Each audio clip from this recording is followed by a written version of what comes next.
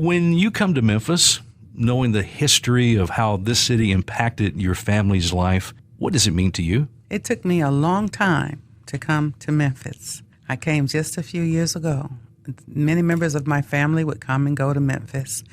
But in 1968, I was 17 years old. My father, Reverend A.D. King, is Dr. Martin Luther King Jr.'s brother. They're both in heaven. Dr. King was killed in 68. He was assassinated.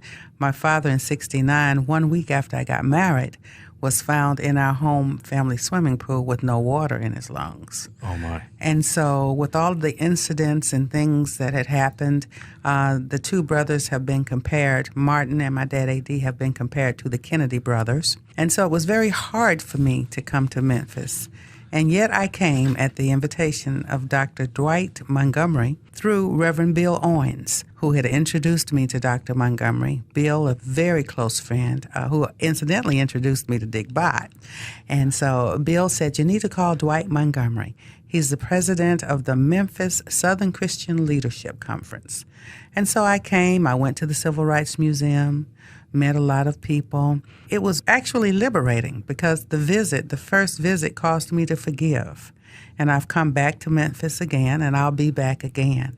And so historically, the Lorraine Hotel, for instance, and standing there on that balcony and all those experiences, it was almost like a flashback. I'm not sad. I'm not angry. But Memphis, with its very rich history, it's an experience. You know, as Christians, we are called to be forgivers. And that can be a difficult thing for even those who follow Jesus Christ, knowing that He has forgiven us of our sin and His mercy and His grace. But sometimes we go through some very traumatic things in life. People sometimes can offend us or hurt us so deeply that it's very difficult to forgive. It is difficult, but it was not so hard in the King family because we were brought up. Love your neighbor, forgive, love never fails. Just all of the love scriptures in the Bible. We grew up with those scriptures.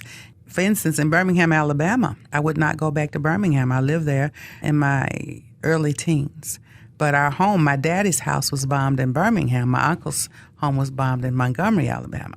And I would not go back to Birmingham until Father Frank Pavone and Janet Morana of Priest for Life, where I'm Director of African American Outreach. They said, well, we have a studio near Birmingham, and we need to go to Birmingham, and would you go with us? So the same thing that happened with Memphis, I did in Birmingham, and I forgave. I walked back through history. I forgave everyone that I felt had hurt me. I allowed the love of God and the grace of God to come into my heart. And today, when I am in Memphis or when I have to go to Birmingham, and I go back and forth to the cities now, I don't feel anger, I don't feel fear, I don't feel hate. I feel the love of Jesus Christ causing me to forgive and to love.